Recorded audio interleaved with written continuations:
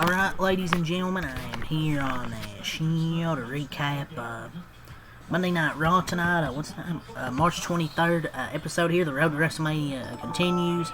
I believe they were in Boston tonight at the, where are they not tonight? The TD Garden.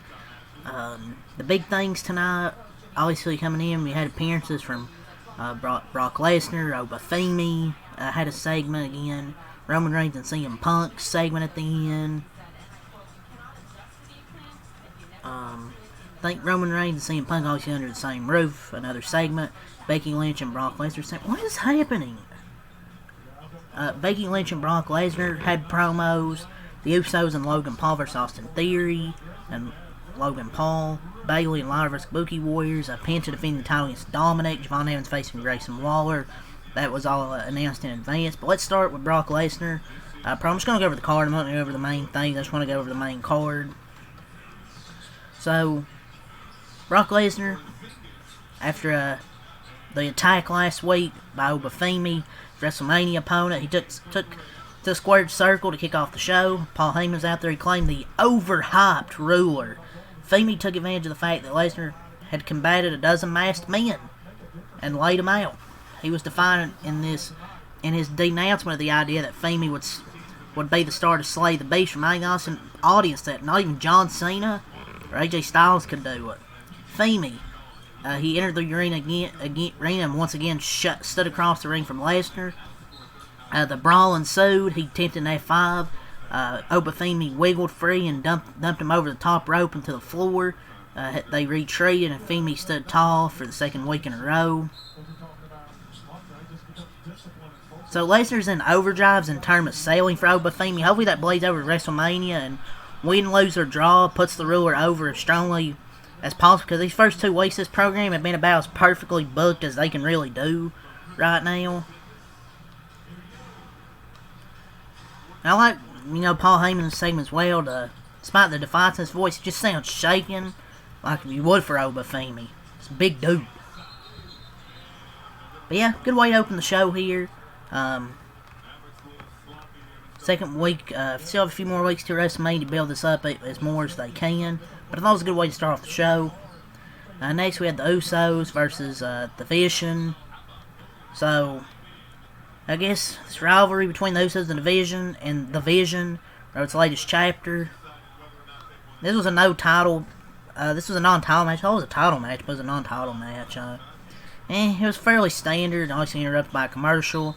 Culminated with a late match appearance by LA Knight, just as Logan Paul and Austin Theory appeared poised to steal the win from Jimmy and Jay. LA Knight prevented Paul from utilizing the brass knuckles.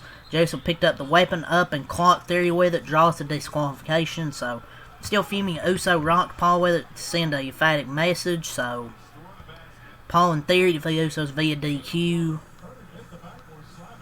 And around Q, Jay flashes he's flashing like a more serious side of himself, leaving Paul and Theory with the brass knuckles, thus putting him in Jay's position, having to defend their tag titles at WrestleMania. I guess it did create more intrigue to the fans to care about their 1000th match featuring these 2 teams. So, I guess they're going to maybe have a tag title match at WrestleMania.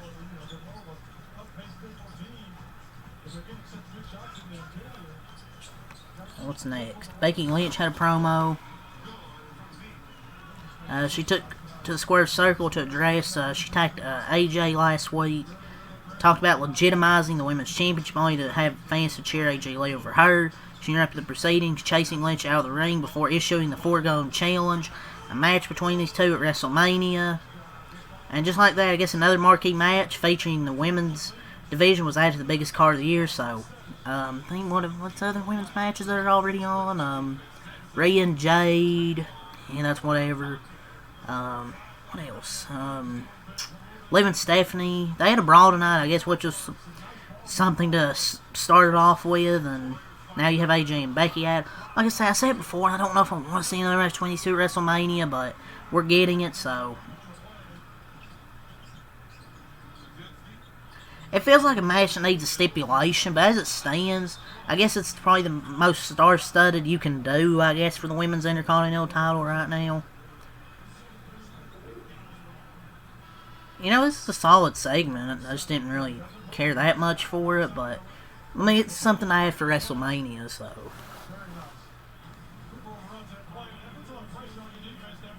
I did like a line Becky said she murdered the Divas there. What a line. And thankfully so. Javon Evans versus Grayson Waller. So, Javon Evans beats Grayson Waller. After the match, Kofi Kingston told Waller he's not going to get him disqualified, giving his associate a little tough love in the wake of his latest defeat. What? Just get Grayson Waller out of here, man, with the New Day.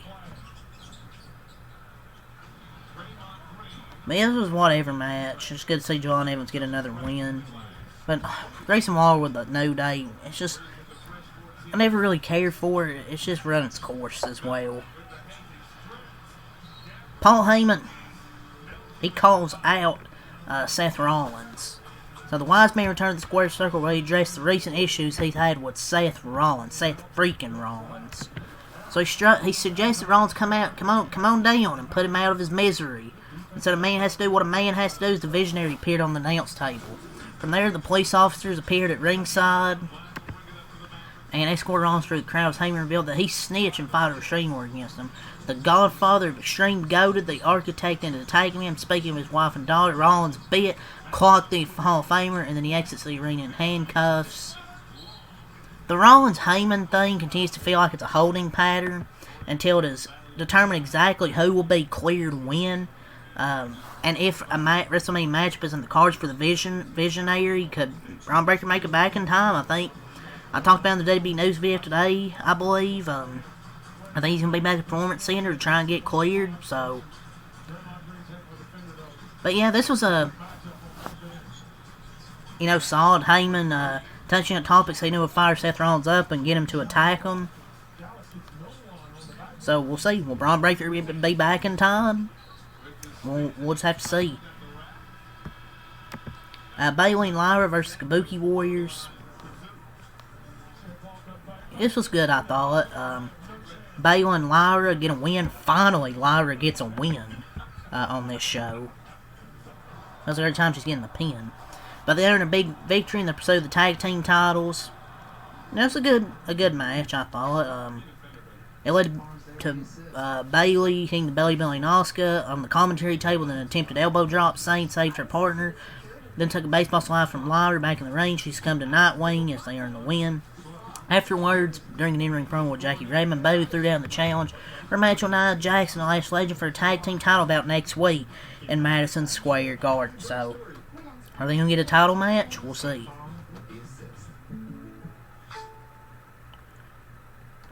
It is a testament to the depth of the women's roster that there's not a readily apparent path to WrestleMania 42 for any of the four talented, because all four of these women are talented. It's kind of crazy that there's not a set path of what their WrestleMania plans are going to be. And Lyra getting the win for a team for the team despite Bayley's pressure-fueled frustrations. A nice little notch there, and good in-ring chemistry here. Penta versus Dominic. Really good match here. Before Dominic entered the arena, Stephanie attacked Liv, and a brawl between them broke out and spilled into gorilla position. Back from the break, obviously in-ring introductions. Mysterio controlled a large portion here. The match late in the contest, he scaled the ropes for a long splash, but Finn Balor's music played.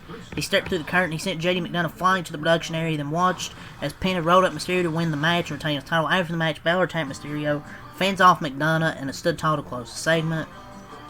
I think before that, Io Sky was trying to be a voice of reason for Kairi Sane as she wrestles with her treatment at the hands of Asuka is a great option. There's history there dating back to Damage Control and beyond. And Sky is a big enough starting Vince fans to bind to maybe Kairi Sane. But the match itself took back seat first to Stephanie's attack of Liv Morgan. Then to Balor's return. That is disappointing for Penta, who should mean more than he does right now, especially as champion WrestleMania in the Horizon. But I guess it does get something going to Stephanie and Liv, I guess. Finally, there's a brawl. Finally, we got some brawls tonight. After weeks of segments, really, promos. But I think they're going to do Finn Balor and Dominic at WrestleMania. So CM Punk and Roman Reigns to close the show under one roof. Thought this was a pretty good way to close out the show. I thought the open and the ending were probably the two best things tonight. So CM Punk gets the ring to close out the show for his latest face-to-face with Roman. They shrugged off Jimmy Uso's warning, be careful tonight, with Jay on the warpath, claiming that not a single Samoan even looked at him cross. Reigns declared open season on him last week. The World Champion brought the OTC calling mode last week, admitted he's not ashamed of his age. They even played to fight anyone who stepped up to him, including Jey Uso. What is he going to do, yeet me to death? Jay hits the ring, he comes face to face, Punk threatening to fight. Run it back on your old ass. Jimmy interrupted and told his brother to lock it, especially with the tag team titles on the line next week. Jay expressed his anger with Punk talking about the family.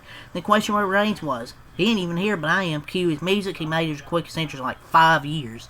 And joined the parties in the ring. He ordered the Usos out of the ring, to which Punk responded by saying the tag champs should save because Reigns could use their help. Superman Punch followed, and referees and producers to hit the ring to break things up. Jay ordered Reigns to smash him, and get him. He did. He delivers a spear, and he powerbombs him to the announce table. As Reigns made his way around the ring, cameras caught Punk laughing. He was laughing, and he said, "I'm not the one who needs help," insinuating that his WrestleMania opponent did exactly what he wanted him to. You know, Punk calling out Reigns for dyeing his beard may not be Cena calling out Rock's promo lines on his wrist, but it was still a nice jab. And Jey Uso encouraging Reigns to further his assault on Punk was an interesting development. Could there be room for a WrestleMania follow-up in which Uso turns heel and becomes a ruthless, family-obsessed tribal chief that his cousin once was, and engage Reigns in the latest chapter of that rivalry? We'll see. Punk was being the antagonistic smartass. What's great will factor into his ability to manipulate Reigns' emotions, use them against him at WrestleMania. This was not the verbally explosive segment theirs may have been, but this may have had the most substance of them all, with a brawl. Well, I wouldn't know if I would say a brawl. Reigns kind of just beat the shit out of him, but it was something different, besides just the talking last couple weeks. But, the Usos' involvement, Reigns snaps and Punk laughing at it despite his body being pain for him with a Superman punch, spear, and goes to the announce table. But Jey Uso was all over this show tonight, from knocking out the Vision to threatening LA Knight if he had any more disparaging remarks for Roman Reigns, and leads to the OTC's attack on CM Punk. There was no yeeting, pandering, and he was at his unhinged best, and that was probably maybe MVP of the show. I like Jey Uso when he's renewed, serious, and focused. This was probably the first episode of Raw where it felt like there was a concentrated effort by WWE Creative to work things up with WrestleMania, with just 4 weeks out. Not everything hit, but what did was noteworthy and added to the matches. There was a little time wasted in the big segments. Oba Femi and Brock Lesnar tore down the house at the start of the show. AJ Lee and Becky Lynch set their date for WrestleMania. And both CM Punk and Paul Heyman, go to their enemies and do what they exactly wanted them to. This is a good show with Raw returning MSG next week. Hopefully another good one, but I'll probably give it a 8 out of 10 tonight. I actually thought it was another good episode of Raw. The last couple of shows have really been good. I feel like they've done more to help towards WrestleMania, so, but yeah, that's about all I got to say here tonight, so leave a like and subscribe for more. Peace.